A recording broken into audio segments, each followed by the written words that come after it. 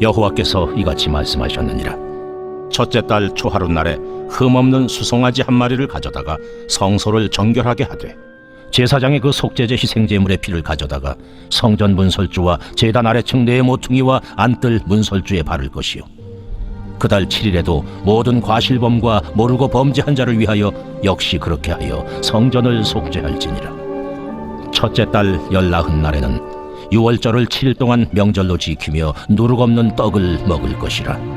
그날의 왕은 자기와 이 땅 모든 백성을 위하여 송아지 한 마리를 갖추어 속죄제를 드릴 것이요, 또 명절 7일 동안에는 그가 나 여호와를 위하여 번제를 준비하되, 곧 이래 동안에 매일 흠없는 수송아지 7마리와 순양 7마리이며, 또 매일 순염소 한 마리를 갖추어 속죄제를 드릴 것이며, 또 소제를 갖추되 수송아지 한 마리에는 밀가루 한 에바요, 순양 한 마리에도 한 에바며, 밀가루 한 에바에는 기름 한 흰씩이며, 일곱째 달 15째 날에 7일 동안 명절을 지켜 속죄제와 번제며 그 밀가루와 기름을 드릴지니라.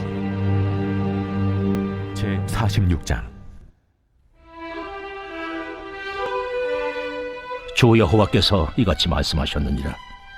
안뜰 동쪽을 향한 문은 일하는 엿새 동안에는 닫되 안식일에는 열며 초하루에도 열고, 군주는 바깥문 현관을 통하여 들어와서 문벽 곁에 서고, 제사장은 그를 위하여 번제와 감사제를 드릴 것이요, 군주는 문 통로에서 예배한 후에 밖으로 나가고 그 문은 저녁까지 닫지 말 것이며, 이 땅 백성도 안식일과 초하루에 이 문 입구에서 나 여호와 앞에 예배할 것이며, 안식일에 군주가 여호와께 드릴 번제는 흠없는 어린 양 6마리와 흠없는 순양 한 마리라. 그 소제는 순양 하나에는 밀가루 한 에바요, 모든 어린 양에는 그 힘대로 할 것이며, 밀가루 한 에바에는 기름 한 흰씩이니라.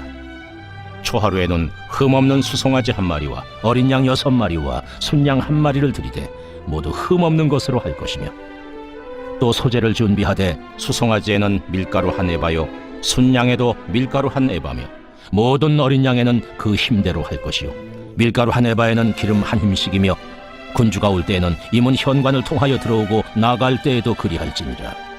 그러나 모든 정한 절기에 이 땅 백성이 나 여호와 앞에 나올 때에는 북문으로 들어와서 경배하는 자는 남문으로 나가고 남문으로 들어오는 자는 북문으로 나갈지라.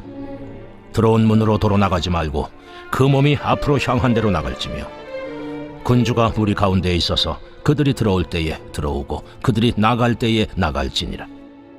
명절과 성회 때에 그 소제는 수송아지 한 마리에 밀가루 한 에바요, 순양 한 마리에도 한 에바요, 모든 어린 양에는 그 힘대로 할 것이며, 밀가루 한 에바에는 기름 한 흰씩이며, 만일 군주가 자원하여 번제를 준비하거나 혹은 자원하여 감사제를 준비하여 나 여호와께 드릴 때에는 그를 위하여 동쪽을 향한 문을 열고 그가 번제와 감사제를 안식일에 드림같이 드리고 밖으로 나갈지며, 나간 후에 문을 닫을지니라.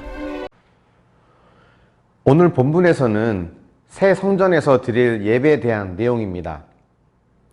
유월절을 지키면서 구원의 은혜를 기억해야 한다고 말씀하시죠. 또 초막절을 통해서 한 해를 지켜주신 은혜에 대한 감사의 마음을 가져야 한다고도 말씀하십니다. 하지만 이 모든 것보다 가장 중요한 것은 성소를 정결하게 하는 것이었습니다. 제사장이 속죄제 희생 제물의 피를 가져다가 성전 문설주와 제단 아래 네 모퉁이와 안뜰 문설주에 발라서 성소를 거룩하게 할 것을 말씀하셨습니다. 이것은 모든 과실범과 또 모르고 범죄한 자들을 위해서 행해지는 것이기도 한데요, 하나님께 나아가기에 앞서 반드시 해결되어야 할 것이 바로 죄의 문제라고 하는 것을 보여주는 것입니다. 거룩한 하나님 앞에 죄인이 가까이 갈 수 없는 것이 성경의 내용이죠. 그래서 하나님은 우리의 죄를 해결하시기 위해서 속죄제, 희생 제물을 요구하신 것입니다. 더 나아가서는 예수님께서 우리의 희생 제물이 되어주신 거죠. 이 죄의 문제는 평생 우리를 따라다닙니다. 물론 예수님의 희생으로 우리의 모든 죄는 용서를 받게 되었지만 그렇다고 죄가 완전히 떠난 것은 아닙니다. 여전히 매일 죄와 싸우고 또 넘어지는 것이 우리의 모습입니다. 그래서 회개는 매일 말씀을 통해 내 안에서 일어나야 합니다. 희생의 제물에 피를 바르듯이 끊어내고자 하는 죄를 하나님께 고백하며 거룩을 위해 나아가야 합니다. 이렇게 죄의 문제가 해결되어야 하나님과 더 깊은 관계로 나아갈 수 있습니다. 46장의 내용을 보면 성소 안뜰의 동쪽 문이 평소에는 닫혀 있다가 안식일과 초하루에 열린다고 합니다. 닫힌 문이 열린 것은 하나님께 나아가고 또 하나님도 우리에게 오신다는 것을 의미하죠. 이것이 하나님께서 우리에게 원하시는 바입니다. 하나님은 우리와 더 친밀하고 더 깊은 관계를 맺기 원하십니다. 그래서 이 땅에 예수님을 보내신 겁니다. 구약에는 초막일과 안식일에만 문이 열렸지만 예수님이 이 땅에 오심으로 모든 죄값을 치르심으로 이제는 주님께 언제든지 나아갈 수 있게 된 거죠. 여러분, 우리가 하나님께 드릴 수 있는 최고의 예배는 그 하나님을 기뻐하는 것입니다. 물론 우리 안에는 늘 두 마음이 서로 싸우고 있죠. 하나님을 사랑하고 그분의 뜻대로 살고자 하는 마음과 내 마음대로, 내 욕심대로 살고자 하는 마음입니다.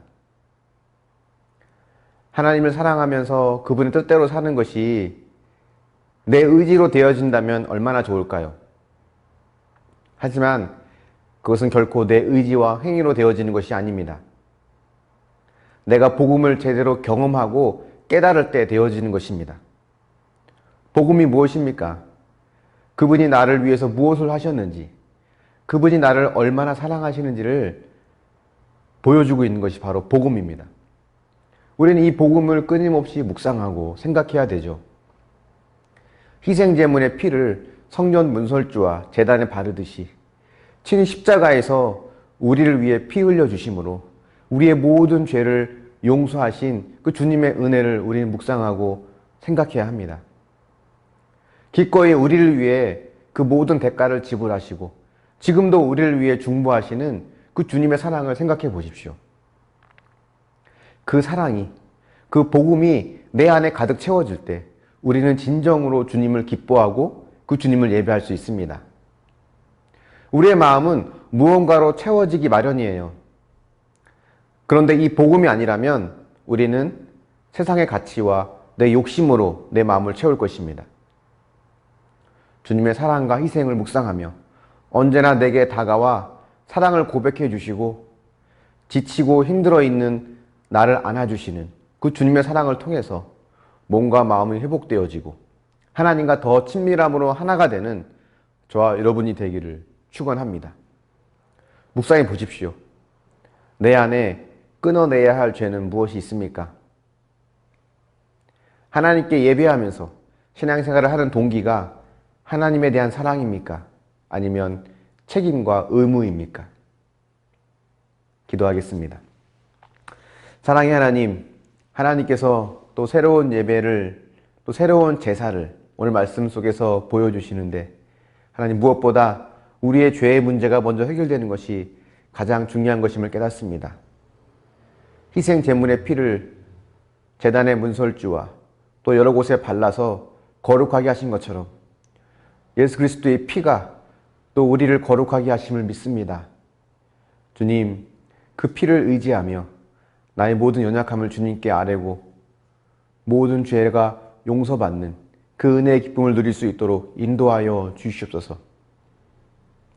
안식일과 초하루에만 열렸던 문이 이젠 예수님을 통해서 언제나 활짝 열려 있음을 믿습니다. 다가오길 원하시고 또 다가와 주시는 그 하나님, 그 사랑을 생각하며 주님을 기뻐할 수 있도록 인도하여 주시옵소서.